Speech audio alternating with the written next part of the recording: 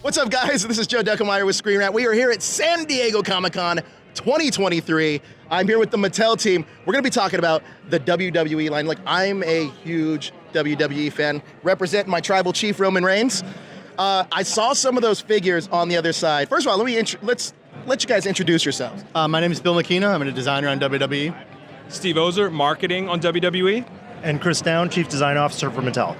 Now, I saw some of those WWE action figures on the other side, and I about lost my mind. Bret the Hitman Hart is my favorite wrestler of all time, and you guys got 90s Hart Foundation stable Bret, and I love to see it.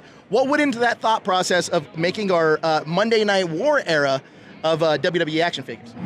I'll let Steve answer this. Okay, I mean, you know, Monday Night War era is probably the most popular era of WWE of all time, right? So people love their eras, so we were looking for a home for Monday Night Wars for the longest time, and, you know, Ruthless Aggression seemed like, you know, a nice compact collection, you know, a couple waves, and then we moved on to Monday Night War. Like, it's just really about timing, right? And we know what the fans want. We just have to find the right moment to do it, and now is the time. I love that you brought up the fans, because that's something I wanted to talk to you guys about, because I feel like out of any other toy brand, you guys listen to the fans the most, and I feel like you guys really deliver on what we want to see as fans. Now, another two-pack I saw, Eric Bischoff and Roddy Piper. Talk to me, chat me up about that.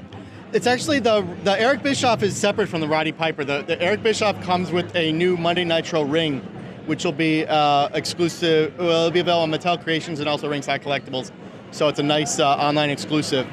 But and then the Roddy Piper will be available through Ultimate Raw vs. Nitro at Walmart.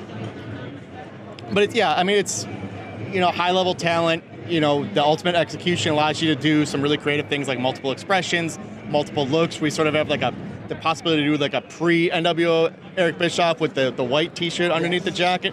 And then when he joins the dark side, the NWO, you have the black T-shirt with the NWO logo to put on underneath it. So that's some of the fun things you can do with the Ultimates. I want to talk about the San Diego Comic-Con exclusive as well. Muhammad Ali, part of WrestleMania 1. He comes with his referee gear, but also his boxing gear. Can you talk to me about how you, because look, we got Mr. T already, and we got Hulk Hogan, WrestleMania 1. Now we complete our trio.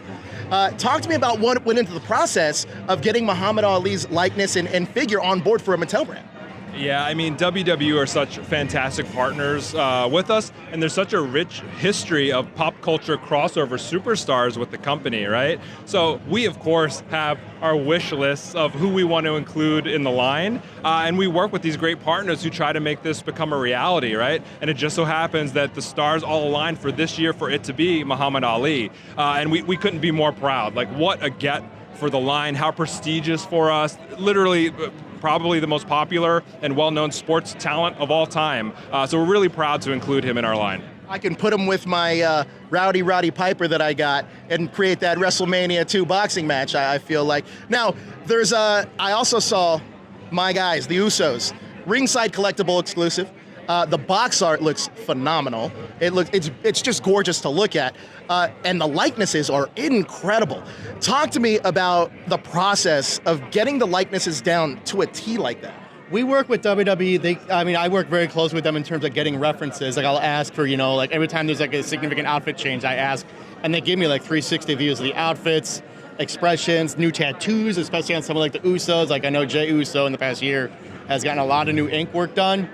And every time he adds new ink, I am able to go to WWE and go, can you get me some photos of that?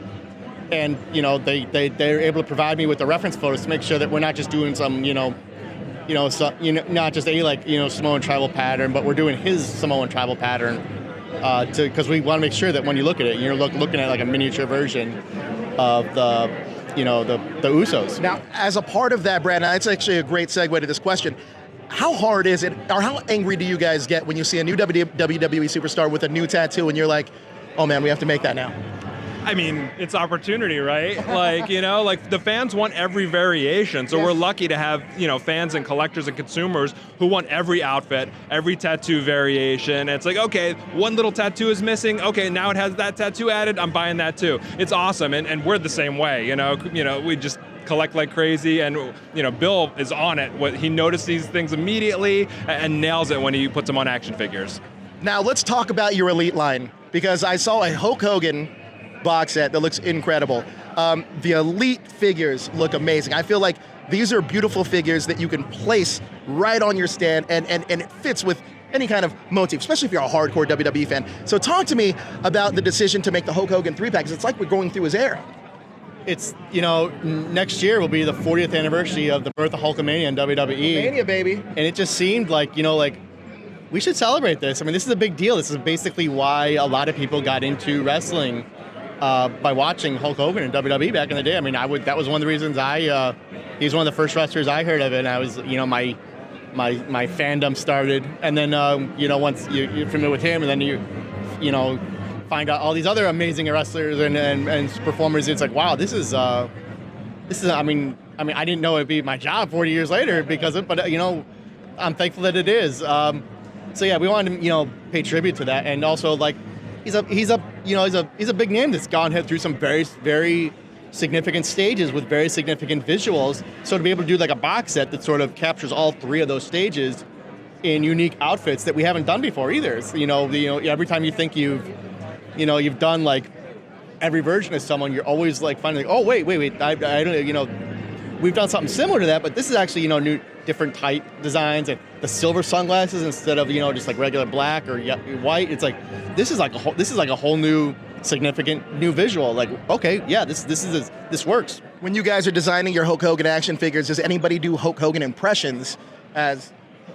We do everyone's impressions all the time, maybe especially me, maybe too much, but I think the team all has so much fun with what we do because the passion is there. And sometimes the references go over some of the younger people on the team's heads, but we have a good time making these figures. Now, San Diego Comic-Con is known for its big reveals all the time, and you guys put them out there. Let's talk about some of the things we're revealing for the first time here at San Diego Comic-Con. What pieces can you guys speak to?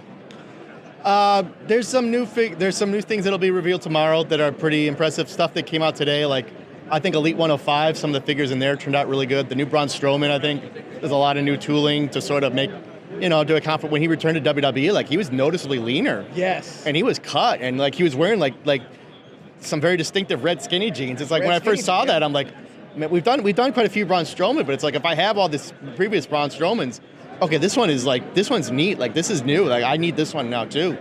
Io Sky, the... just Damage Control. Damage Control, yeah. Dakota Kai and Io Sky. There's just, like, those are challenging figures because of there's a lot of deco on those, and just figuring out, like, how to not only execute that, but also, hit your cost targets, which is, part of being in business. It's amazing. Now, talk to me, what wrestler in the line, or the Ultimate line, because Ultimate line to me, I don't think there's a wrestling line better than that line. It's just so beautiful, so many options, and the articulation is incredible. You can do so many lifelike poses with those figures. What's one of the figures that isn't in the line that you guys are personally hoping to see? Oh man, it's tough because we're making so many, right? There was a really deep cut that we just did, Gobbledygooker. Gobbledygooker! Right? And it's like, who knew that we'd figure it out and it'd be an ultimate, right? So, maybe another deep cut like a Papa Shango.